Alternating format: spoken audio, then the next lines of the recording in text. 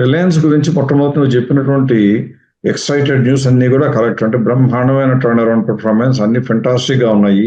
Profit highest, sales highest, మార్జిన్లు బ్రహ్మాండంగా ఉన్నాయి. ఏది పేరు పెట్టడానికి వీలు లేకుండా అన్ని బిజినెస్ సెగ్మెంట్లు కూడా బాగుండటం ఇంకొక కారణం.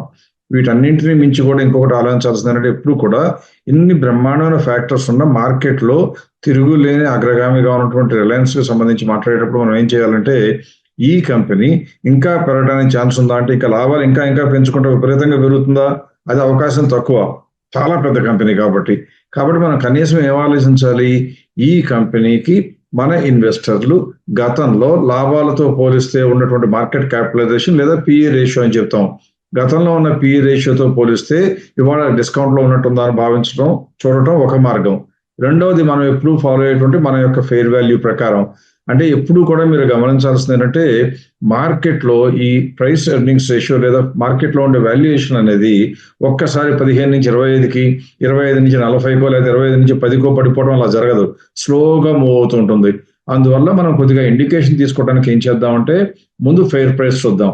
మన లెక్క ప్రకారం ఫెయిర్ ప్రైస్ చూస్తే మనం ఇవాళ రోజున ఉన్నటువంటి వర్కింగ్స్ ప్రకారం చూస్తే ₹1800 దాకా చేరడానికి బాగా ఛాన్స్ ఉంది. అంటే ఎంత ఉంది? ఇవాళ రోజున ఉన్న 1448తో పోలిస్తే మన లెక్క ప్రకారం ఇంకా 24.35% పెరగడానికి ఛాన్స్ కనపడుతోంది. That's a very healthy sign for a company like Reliance. అది మొట్టమొదట గమనించాలి.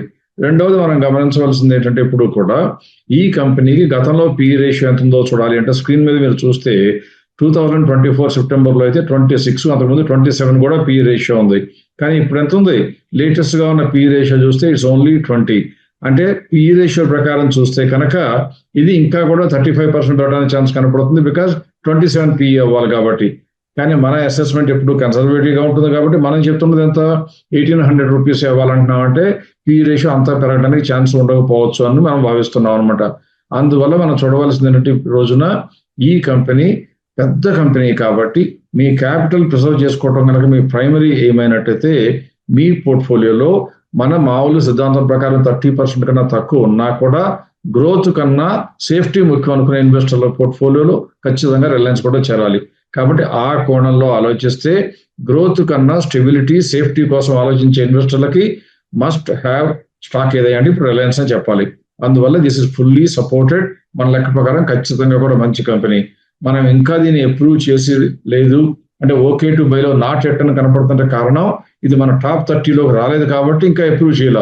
But this is classifies for a quality stock that must be had by every investor whose portfolio is large enough.